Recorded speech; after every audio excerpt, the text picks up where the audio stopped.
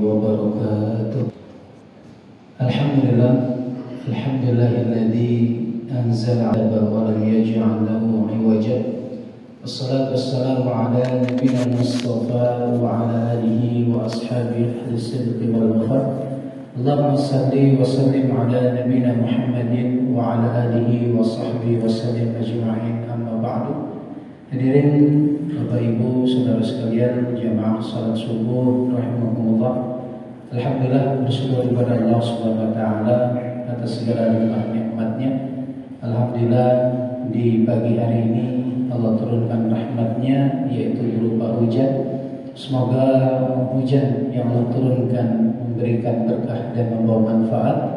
Dan salah satu waktu mustajab untuk berdoa adalah inda nuzulil matar, ketika turunnya hujan. Semoga segala doa, hajat dan keinginan kita di subuh hari ini yang kita panjatkan kepada Allah diijabah olehnya. Amin ya rabbal alamin.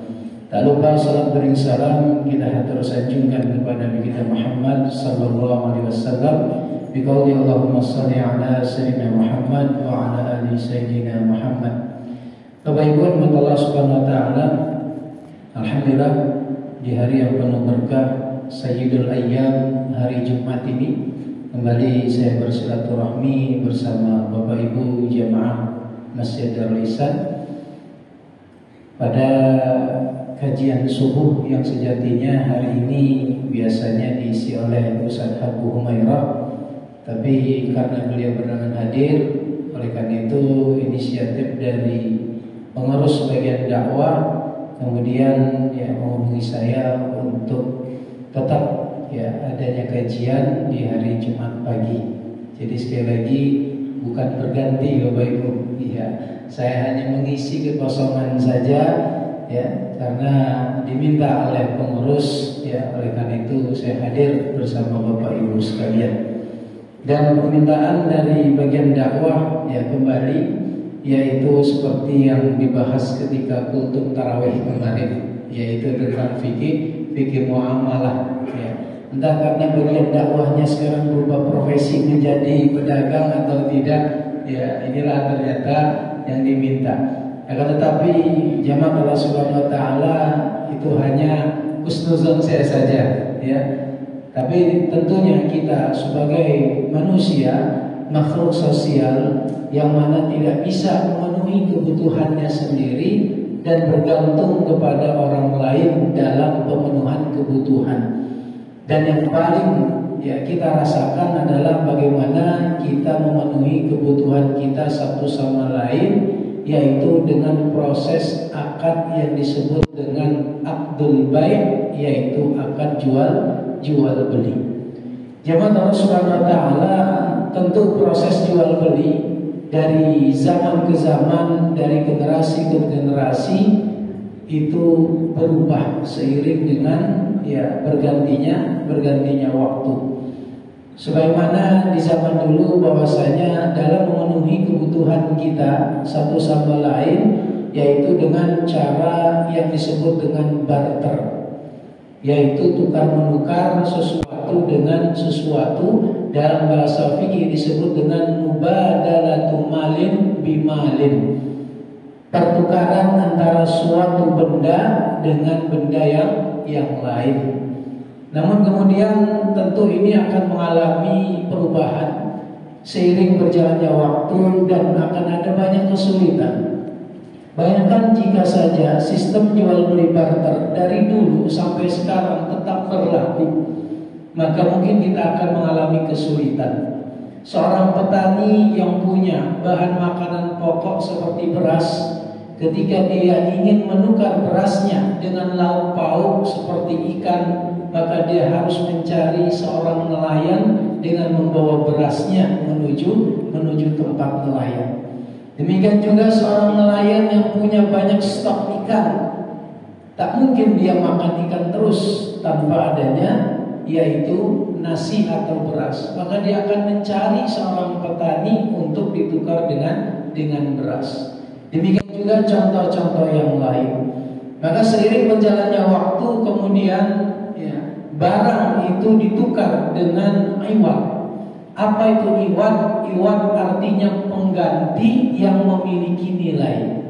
Suatu pengganti yang memiliki nilai yang kita sebut saat ini adalah disebut dengan uang atau nilai tukar. Ya, kalau di kita disebut dengan rupiah. Maka dengan mata uang tersebut, ya, memudahkan kita tak perlu membawa barang yang kita miliki untuk mendapatkan sesuatu yang kita butuhkan. Ya. Kalau di zaman Nabi dulu pakainya bukan rupiah tapi dinar dan dirham. Ya. Yang mana dinar dan dirham, ya, itu salah satu nilai tukar terbaik di seluruh dunia. Ya. Beda dengan mata uang yang lain.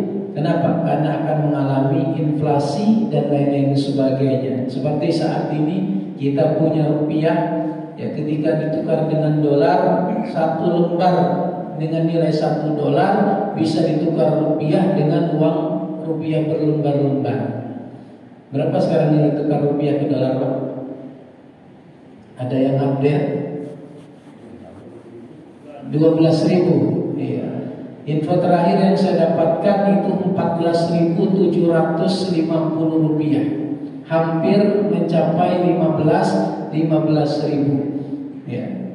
Jadi satu lembar kita dapat berapa itu, Pak? Kalau uang 5 ribuan hampir 3 lembar. Ya. Itulah yang terjadi jemaah Allah Subhanahu wa taala.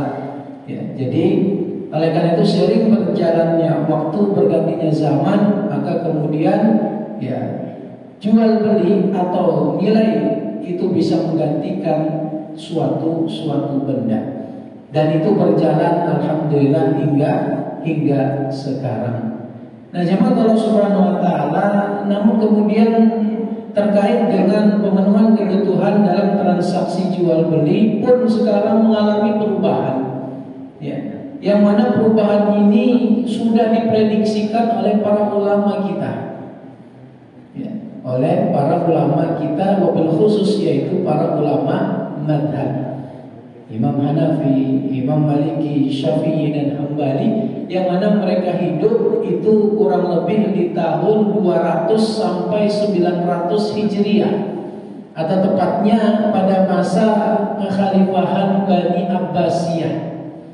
Ya, Bani Abbasiyah itu setelah kekhalifahan Bani Umayyah. Kekhalifahan Bani Umayyah sebelumnya adalah Khulafaur Rasyidin. Jadi setelah Nabi, Khulafaur Rasyidin, ya, kemudian baru setelah itu Bani Umayyah, baru Bani Abbasiyah. Para ulama madhab hidup pada masa pemerintahan Khalifah Bani Abbasiyah sekitar tahun 200 sampai 900 Hijriah. Jadi berpuasa kurang lebih 700-an tahun. Sekarang tahun 1444 Hijriah. Berarti kurang lebih 500 tahun yang lalu para ulama telah memprediksi akan ada sistem jual beli yang sekarang ini kita rasakan. Apa sistem jual beli yang memudahkan kita saat ini, Pak?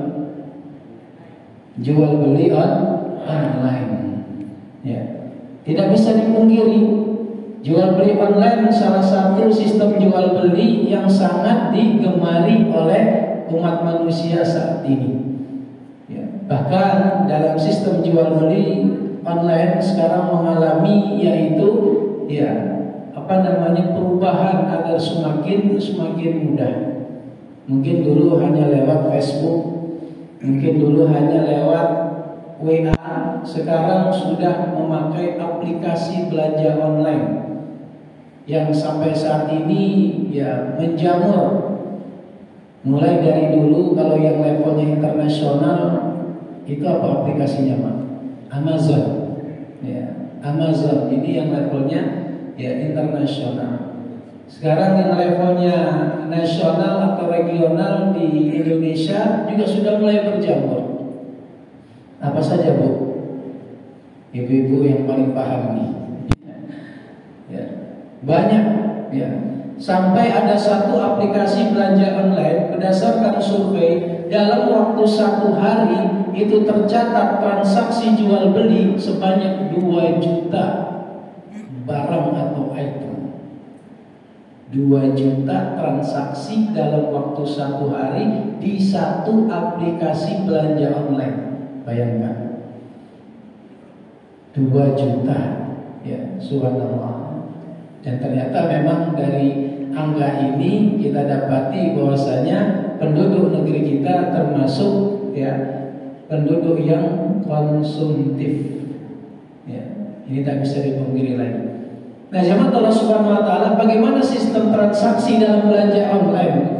Kalau kita kembali kepada fikih klasik jual beli, maka tidak memenuhi syarat dan rukun jual beli. Nah, terus bagaimana jual belinya? Apakah sah atau tidak?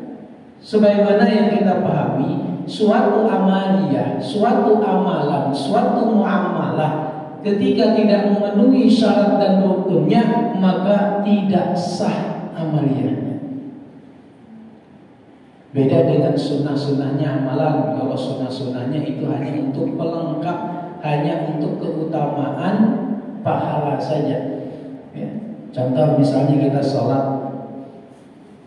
Kapan sholat kita dikatakan sah? Ketika memenuhi syarat-syarat dan rukun sholat. Gimana kalau sunnahnya tak dikerjakan? Tak jadi masalah, tetap sah sholatnya. Ya. Tapi ketika rukun tak dikerjakan, maka tidak sah sholatnya. Contoh, saya ingin bertanya kepada jamaah, kita sholat maghrib, katakanlah sholat maghrib atau sholat isya atau sholat duhur, sholat asar. Kemudian kita melaksanakan sholat tidak pakai tahiyat awal. Bukan lupa, bukan, tapi sengaja. Kira-kira sah tidak sholatnya? Pak, sah tidak sholatnya? Kenapa? Ada yang mengatakan tidak, ada yang mengatakan sah. Ya, ternyata bukan ulama saja yang ikhtilaf, jamaah juga boleh ikhtilaf. Ya. Baik, nikmat Allah Subhanahu wa taala. Sekali lagi, sah tidak sholat kita kalau sengaja tak pakai tasyahud awal? Bingung. Ya. Nah, kalau kita kaji dalam ilmu fikih, semua ulama sepakat tasyahud awal itu bukan rukun sholat. Bukan rukun sholat, dia hanya sunnah sholat. Ya, tapi mungkin sebagian kita menganggap itu rukun sholat. Jadi kalau tak pakai tasyahud awal tak sah, ya, sholatnya. Atau dalam praktek yang biasa kita lakukan, kalau meninggalkan sunnah ab'ad, ya, dalam mazhab Syafi'i itu tahiyat tasyahud awal itu adalah sunnah ab'ad, maka dianjurkan sujud sahwi. Seperti halnya kunut, lupa maka sujud sahwi. Tapi menurut jumhur ulama tak perlu lagi. Walaupun kita sengaja tak pakai tasyahud awal, salat kita tetap sah. Bagaimana pahalanya? Oh, ini lain cerita. Kenapa? Bicara afdhaliyah, bicara keutamaan, maka kaitannya dengan sunnah. Ya. Jadi jemaah Allah Subhanahu wa taala, mohon maaf sekali, terkadang kita mudah menjustifikasi seseorang, oh sholatnya tak sah. Gitu. Sementara kita belum memahami apa saja rukun-rukun sholat, apa saja sunnah-sunnah sholat. Bahkan duduk tasyahud awal dan tasyahud akhir yang sering diperbincangkan, ya, itu kok duduknya, mohon maaf, ketika sholat subuh kok enggak duduk tawarruk, tapi duduknya iftirash. Ya, sampai duduk pun dipermasalahkan. Ya, sementara apakah dia tahu duduk tawarruk iftirash itu apa hukumnya dalam sholat? Apakah rukun sholat atau sunnah sholat? Maka ketika kita paham, tak jadi masalah. Dia mau tawarruk, mau iftirash, ya monggo silahkan. Karena itu dalam fikih hukumnya adalah sunnah, maka tak perlu dipermasalahkan. Baik, kembali ke jual beli. Ya, ini masalah sholat. Ini hanya sebagai contoh saja, ya, supaya kita memahami apa itu rukun, apa itu sunnah. Karena terkait sah atau tidaknya suatu ibadah atau amaliyah.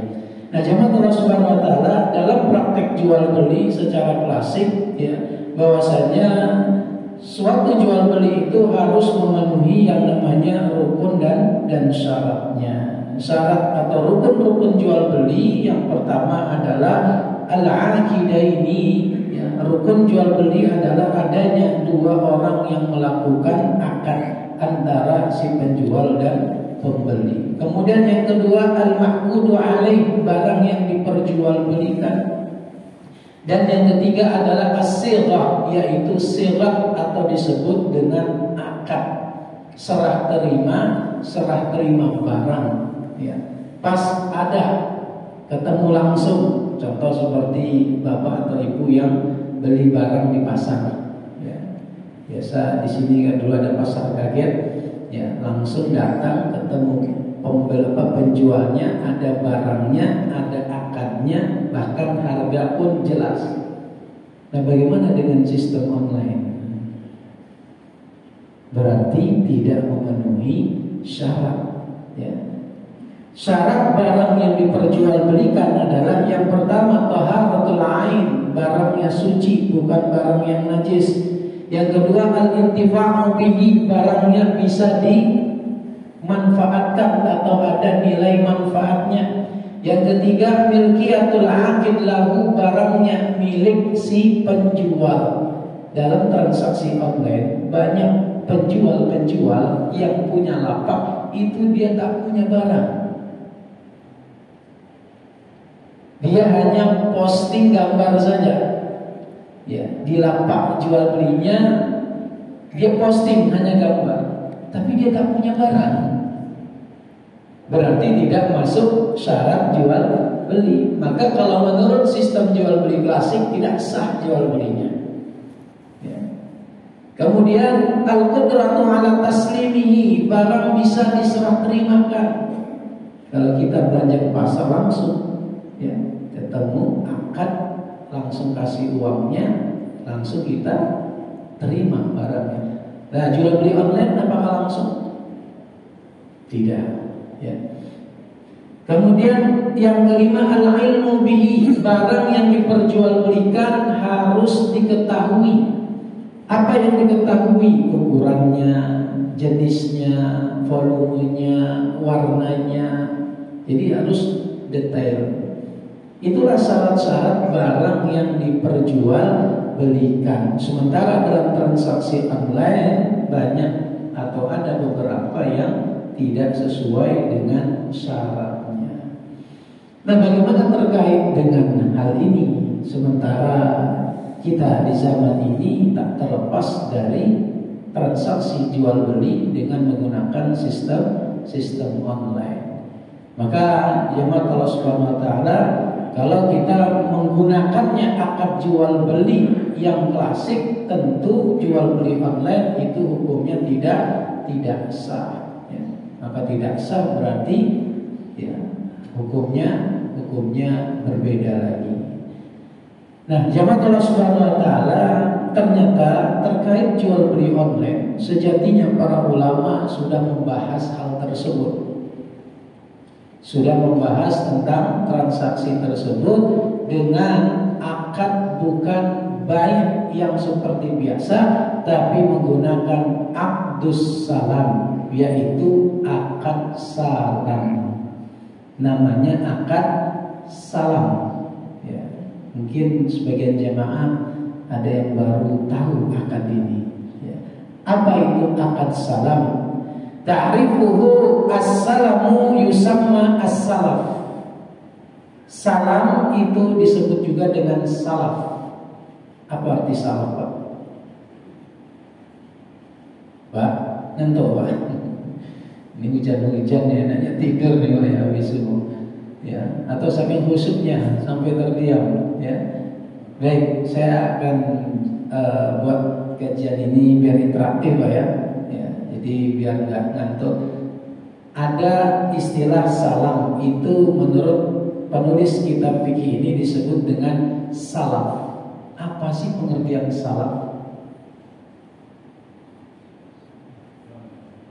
Iya Pak, keselamatan ya. As-salaf, Pak, salaf. Lurus, ya. Salaf itu bermakna al-madhi. Salaf itu maknanya terdahulu, sudah lama atau duluan.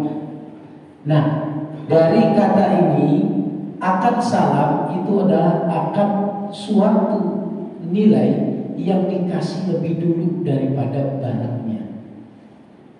Maksudnya harganya, uangnya itu dikasih duluan daripada barangnya. Biasanya kita kalau jual beli gimana Pak? Barang dengan uang, kalau sistem klasik sama Pak ya. Barang dengan uang berbarengan kalau kita belanja di pasar. Tapi kalau dalam sistem yang lain, biasanya kalau sistem order, barang dulu apa uang dulu? Ada uang dulu, ada barang dulu. Ada uang dulu, ada barang dulu. Ada barang dulu. Ya. Kebanyakan barang dulu apa uang dulu kalau dalam pesanan? Barang dulu. Uang dulu Pak ya. Ya. Uangnya itu cash atau DP saja?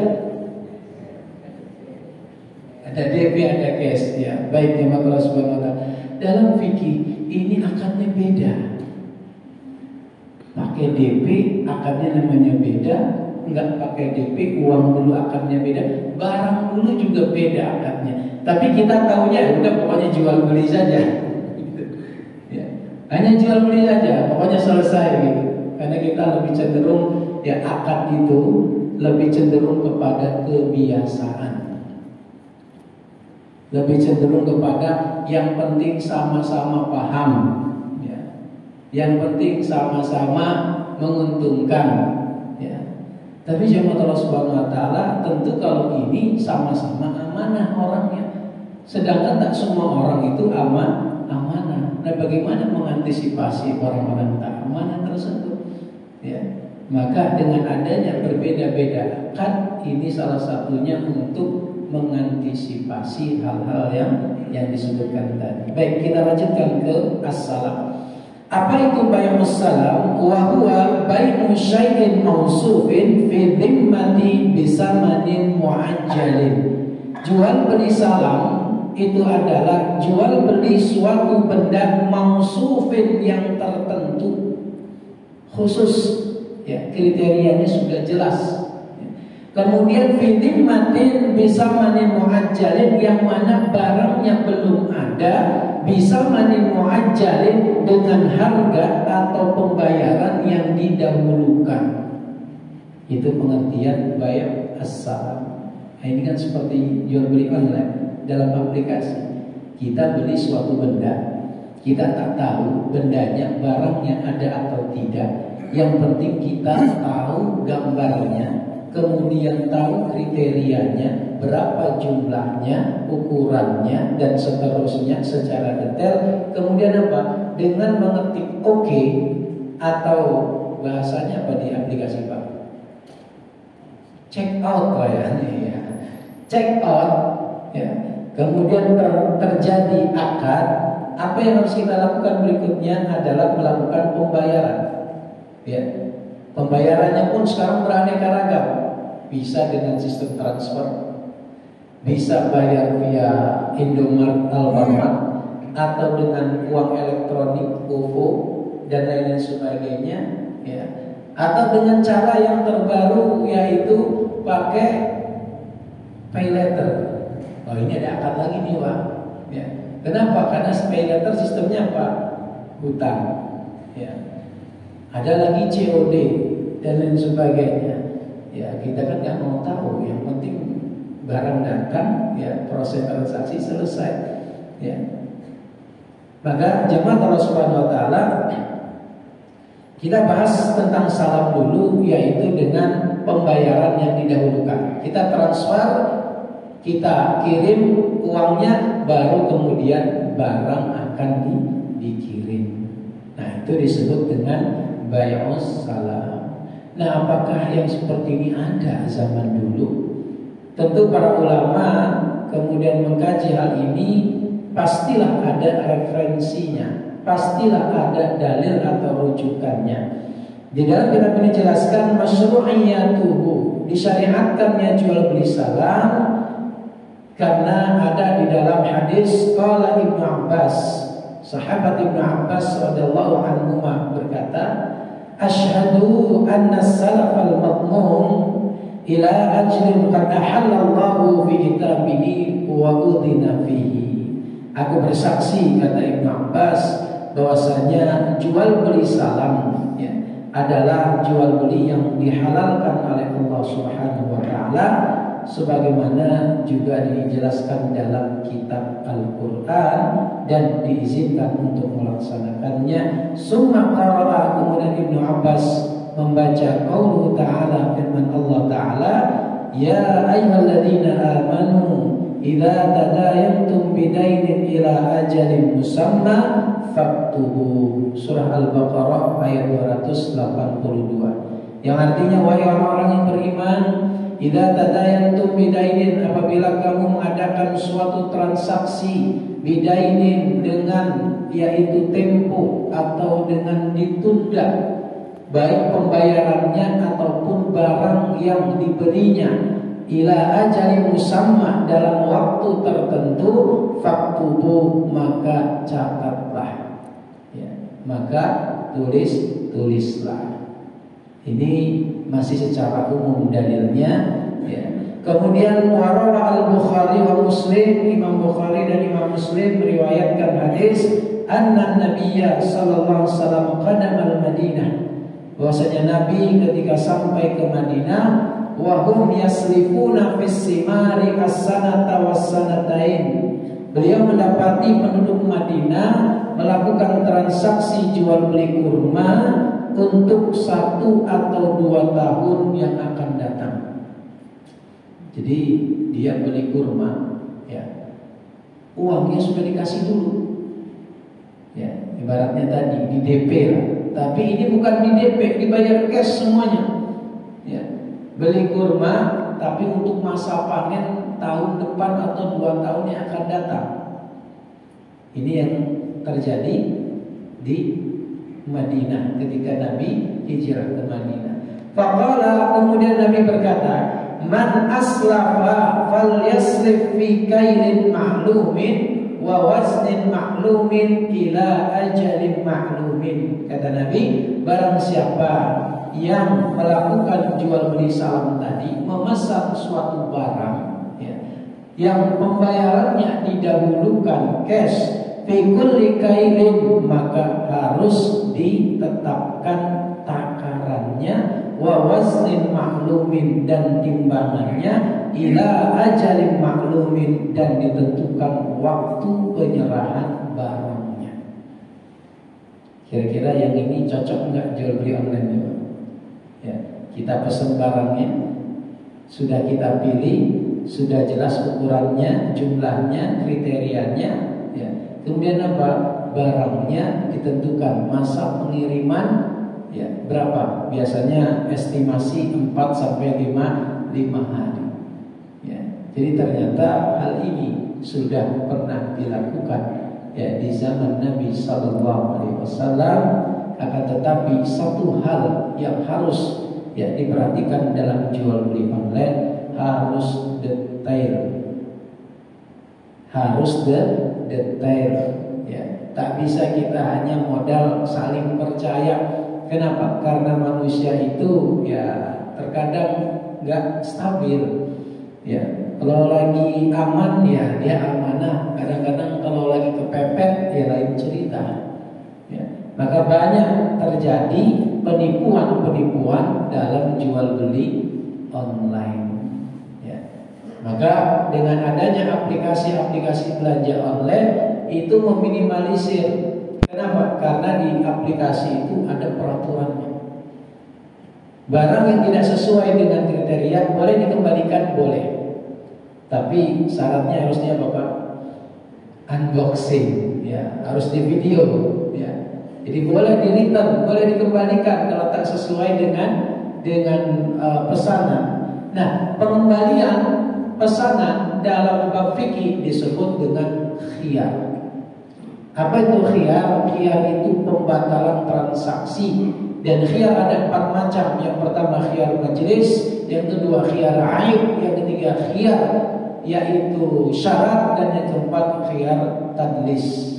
Jadi masing-masing ada kriterianya. Ya.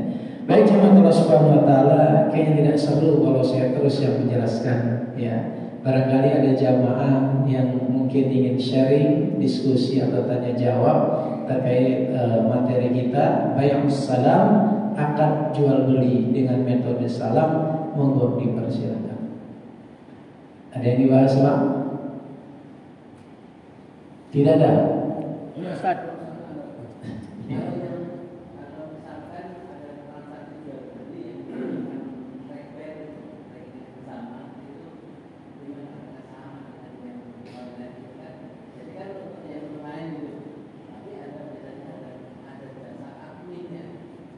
Iya.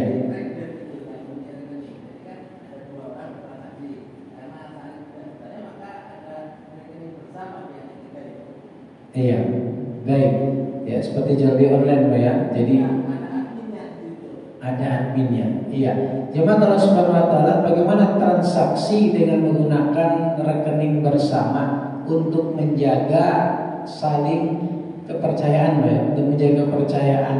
Nah, jemaah Allah Subhanahu Wa Taala, dalam hadis Rasulullah bersama, al-muslimuna ala syurutihim. Transaksi sesama muslim itu ya sesuai dengan syarat-syarat yang telah disepakati. Salah satunya tadi yaitu ditransfernya ke rekening bersama. Terus kemudian dalam rekening bersama ada admin, biaya jasa. Bolehkah dalam Islam? Boleh, karena di situ ada jasa. Jasa itu kan memiliki nilai.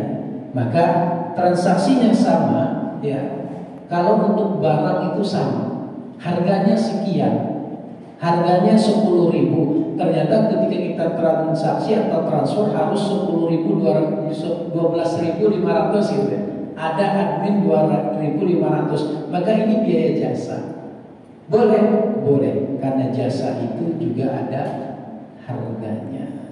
Jadi boleh kita lewat rekening bersama. Akan tetapi nanti hasilnya, penjualannya sesuai dengan harga yang ditetapkan dalam setiap barangnya. Seperti itu Pak. Jadi ada akadnya dua. Pertama akad barang, jual beli barang. Yang kedua adalah akad jasa. Kan kelebihan Pak ya. Kelebihan harusnya 10.000 jadi 12.500. Ya, maka 2.500 itu adalah biaya jasa atau kita sebut dengan admin. Ada lagi Pak? Iya Pak. Prabayar dengan pasca bayar. Ya. Ada prabayar, ada pasca bayar, seperti tagihan-tagihan mungkin lebih cenderung ke telekomunikasi Pak ya, yang sering kita ini kan. Jadi kalau telepon rumah biasanya pasca Pak ya, pasca. Tapi kalau melalui seluler biasanya kita ya prabayar atau bayar dulu baru kemudian kita memakainya. Nah, jemaah Allah Subhanahu Wa Taala, kalau prabayar ini seperti jual beli pada umumnya, karena kita beli barang dulu ya, cuma karena pulsa itu kan ya tak nampak tapi bisa dilihat, tak berbentuk tapi bisa dirasakan ya. Maka kita sepakat itu dengan menggunakan akad jual beli seperti biasa. Nah, bagaimana yaitu dengan akad pasca bayar ya, maka akadnya ini adalah akad hiwalah. Apa itu hiwalah? Hiwalah itu adalah akad pengalihan hutang. Kita pakai barang kan berarti kita hutang gitu. Kita pakai dulu nih telepon nih, berarti kita berhutang. Hutang kita kepada siapa? Kepada provider ataupun penyedia layanan telekomunikasi tersebut, katakanlah kepada Telkomsel misalnya ya. Maka Telkomsel itulah yang akan membayarkan yaitu hutang kita. Maka kemudian apa? Kita harus bayar ketika sudah habis masanya, katakanlah 1 bulan penggunaan, maka kita akan membayar. Dalam fikih disebut akad hiwalah. Si pemakai tadi kemudian meninggal, maka ini akan menjadi hutang ya, bagi si pemakai tadi kalau tidak ada kesepakatan sebelumnya. Kalau ada kesepakatan sebelumnya, misalnya kepada pelanggan, misalnya meninggal sebelum dia melunasi dianggap lunas, ya, maka tentu ini selesai karena ada akad ataupun MOU di awal. Tapi kalau tidak ada MOU di awal, maka ini akan menjadi hutang dan yang wajib membayarnya adalah ya ahli warisnya. Gitu. Itu terkait dengan prabayar dan maskapai. Pak Amin tadi mau bertanya ini. Silakan Pak. Ustaz, tadi dikatakan di awal tadi Ustaz pengajian masalah mata uang dinar atau dirham tadi kan. Iya. Bahwa mata uang dinar tersebut ataupun dirham tidak mengalami inflasi gitu kan. Artinya tidak ada penurunan gitu. Tetapi kalau pada saat ini misalnya Indonesia ini menggunakan mata uang dinar atau dirham. Jadi contohnya lah, misalnya untuk tahun ini sapi harga 5 dinar. Tapi kan kemungkinan besar tahun depan bisa 6 dinar gitu. Artinya kan ada penurunan juga Ustaz. Lalu memakai uang dinar atau dirham tadi. Iya, baik jemaah Allah Subhanahu wa taala, sejatinya dinar itu tidak akan mengalami penurunan. Ya, dia akan terus naik. Cuma secara nominal dinar dan dirham sebetulnya dia sama. Contoh, 5 dinar tahun ini berbeda harganya kalau dikonversi ke rupiah dengan 5 dinar tahun depan. Karena Pak, dinar kan dia terbuat dari emas. Dan emas seperti kita tahu dia akan terus naik harganya, gitu. Jadi kalau dinar itu seperti emas maka tidak ada penurunan. Yang ada adalah naik kalau kita konversi ke rupiah tadi. Kemudian bagaimana kalau di negara kita dilakukan transaksi dengan menggunakan dinar dirham? Saya khawatir akan kena undang-undang. Ya. Kenapa? Karena dalam undang-undang dilarang kita melakukan transaksi ya kecuali dengan menggunakan mata uang rupiah. Dan ada sekitar 2 tahun yang lalu ya, karena semangatnya sebagian umat Islam, saya sebutkan saja daerahnya di Jawa Barat, tepatnya di Depok, itu ada suatu pasar. Pasar tadi adalah pasar komunitas orang-orang yang menggunakan mata uang dinar dan dirham. Gak lama diciduk polisi. Sekarang ya penggagasnya sedang masuk penjara, ya, lagi diproses. Ya. Itulah yang terjadi. Ya. Jadi ya karena memang aturan negara seperti itu, ya. Jadi semangat kita mengamalkan sunnah Rasulullah gitu kan, terkadang bertentangan dengan undang-undang, tak bisa juga kita paksakan. Ya, mungkin bapak-bapak sebagian ada yang dengar beritanya, ditangkap penggagasnya itu di Depok, Jawa Barat, suatu pasar pakainya dinar dan dirham, ditangkap akhirnya. Katanya alasannya adalah mendirikan sebuah negara di dalam negara.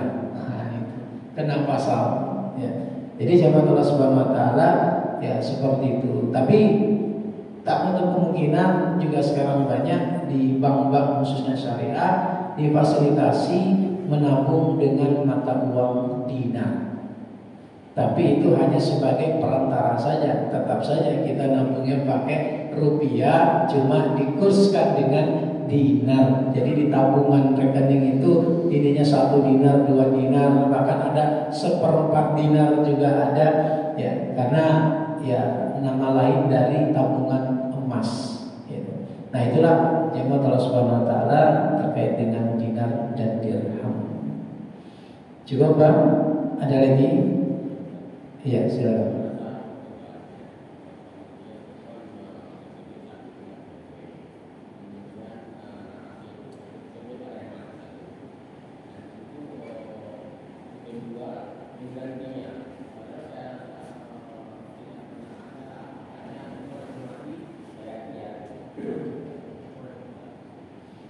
Iya, jadi dalam hal jual beli hewan kurban, ya. Kemudian panitia kurban sebagai perwakilan dari peserta kurban yang mewakilkan kepada panitia untuk mencari atau membeli hewan kurban, hingga selesai menyembelih dan mendistribusikannya. Tetapi naasnya ternyata hewan kurban kemudian mati, maka ini tanggung jawab siapa? Ya, nah jemaah Allah Subhanahu Wa Taala, kita bicara antara si panitia dengan si pekurban dulu, ya, karena ini ada akad namanya akad wakalah. Ya, akad wakalah itu perwakilan, peserta mewakilkan kepada panitia untuk mencarikan hewan kurban. Ternyata kemudian hewan kurbannya mati. Dalam fikih, jika hewan kurbannya mati ini bukan tanpa unsur kesengajaan, maka panitia tidak berhak menggantinya. Tapi kalau memang ada unsur kesengajaan dari panitia, maka panitia wajib mengganti hewan yang mati tadi. Kenapa? Karena ini bicara amanah. Ini saya bisa dulu. Nah, kemudian antara mengantisipasi hal ini, maka panitia kurban juga tentu tidak ingin ya mengalami kerugian. Ini kerja sosial, ini tugas sosial gitu.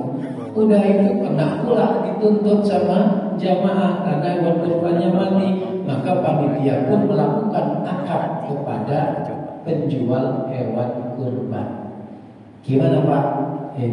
Terjadi akad, kata si penjual, oke Pak, ini sapinya ya bagus-bagus gitu kan, kata penjual. Nanti kalau ada apa-apa, saya akan mengganti. Maka dalam bab fikih, dalam bab jual beli, karena ini sudah jual beli. Kalau tadi panitia dengan jamaah itu akadnya wakalah. Antara panitia dengan penjual ini akadnya baik.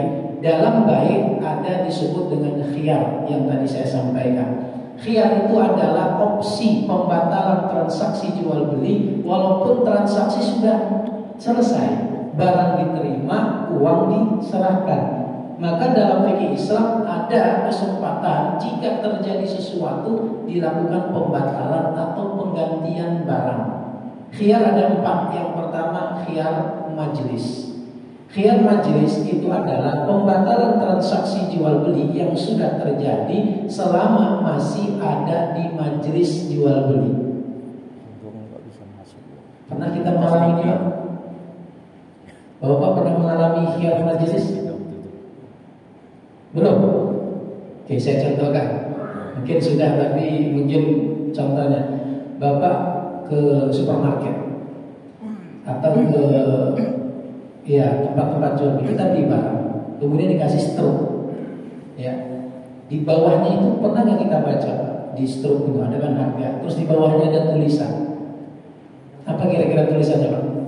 Barang sudah dibeli tidak boleh dikembalikan. Itu namanya khiyar majlis, ya. Kita ya mungkin nanya, ternyata dalam fikih itu namanya khiyar majlis. Kira-kira yang ada fikih dulu apa struk dulu Pak? Iya, yang ada fikih dulu ya, sistemnya dulu, ilmunya dulu, baru aplikasinya melalui struk. Tapi kadang kita kan nggak ini, ya, barang mohon dicek kan, barang yang sudah beli kalau sudah meninggalkan tempat tak bisa atau tak boleh dikembalikan lagi. Itu namanya khiyar majlis. Jadi selama kita masih ada di tempat itu, wah ini nggak cocok nih barangnya, ya. Atau harga yang tertera dengan di kasir nggak cocok, udah cancel. Nah itu boleh. Itu khiyar majlis. Yang kedua yaitu khiyar syarat.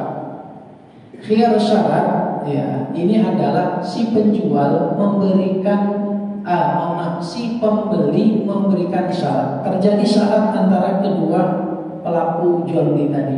Kalau seandainya misalnya kita beli motor, Pak, ini motornya bagus, harganya sekian, bla bla bla, terima. Sebelum dibawa pulang atau sebelum selesai pembayaran ada perjanjian. Ini kalau motornya rusak gimana? Oh, balikan lagi, ya. Ini kita sebut dengan namanya garansi. Garansi. Pernah kita beli elektronik Pak? Ada kartu garansi, ya. Dikasih waktu misalnya 1 tahun, kalau rusak boleh dikembalikan lagi. Itu namanya khiyar syarat. Nah, lebih cenderungnya tadi dengan penjual mengganti tadi itu masuk ke khiyar syarat. Ya, ini kalau hewannya mati gimana? Nah, gitu. Kata penjual, ya nanti diganti, tapi pasti ada kriterianya, gitu kan, dan sebagainya. Makanya sekarang panitia kurban, ya, lebih amannya hewan kurban diantarkan ke masjid masing-masing itu H-1. Menghindari apa? Tadi mati hewannya dan sebagainya. Jadi kalau hewannya masih sama pembeli, walaupun itu sudah jadi milik kita, ya itu lebih aman. Ya, maksudnya lebih enak lah. Gitu. Tapi kalau kita beli langsung dikirim, walaupun ada garansi, ya pembeli juga merasa dari tempat saya bagus hewannya. Kok 2 hari 3 hari di sana mati jangan dikasih makan. Ya. Nah maka sekarang kan kita lebih seperti itu. H-1 baru diantar. Dalam fikih disebut dengan khiyar syarat, adanya garansi, adanya jaminan. Kemudian yang ketiga khiyarul aib. Khiyarul aib itu adalah khiyar karena barang ada cacatnya. Kata penjualnya bagus, oke beli. Ya, bawa pulang ke rumah, tahu-tahunya misalnya beli hewan, ya ternyata pas diantar pincang kakinya, tanduknya patah. Maka boleh dibatalkan transaksinya atau diganti barangnya. Kemudian yang keempat khiyar tadlis. Khiyar tadlis itu artinya penipuan. Kita beli HP misalnya Samsung, ya, udah dibeli dengan harga sesuai dengan tahu-tahunya barang rekondisi, ya dalamnya ternyata ya spare part KW misalnya. Maka ini boleh dikembalikan. Jadi dalam fikih ada namanya khiyar, walaupun suatu transaksi sudah terjadi sah, tapi masih ada kesempatan untuk melakukan pembatalan dengan 4 kriteria tadi. Inilah fikih Islam. Karena hakikat jual beli dalam fikih Islam adalah mubadalatul malin bimalin ala sabilit taradi, yaitu pertukaran antara barang dengan barang atas dasar saling ridha, saling rela, saling memberikan manfaat. Ketika ada salah satu yang dirugikan, maka ada namanya 4 khiyar tadi, dan itu dibolehkan dalam fikih. Inilah luar biasanya fikih Islam, ya, disusun oleh para ulama kita atas dasar referensi dari Al-Quran, hadis, ijma' dan qiyas untuk memudahkan kita. Ya, mudah-mudahan kita senantiasa diberikan kemudahan untuk selalu mempelajari apa yang telah disampaikan para ulama kita. Masih ada Pak Idrian? Cukup ya? Ya, insyaallah waktu sudah hampir jam 6. Demikian yang bisa kami sampaikan. Kurang dan lebihnya mohon dimaafkan. Wallahu a'lam bishawab. Kita akhiri dengan subhanakallahumma wa bihamdika asyhadu an la ilaha illa anta astaghfiruka wa atubu ilaik. Wassalamualaikum warahmatullahi wabarakatuh.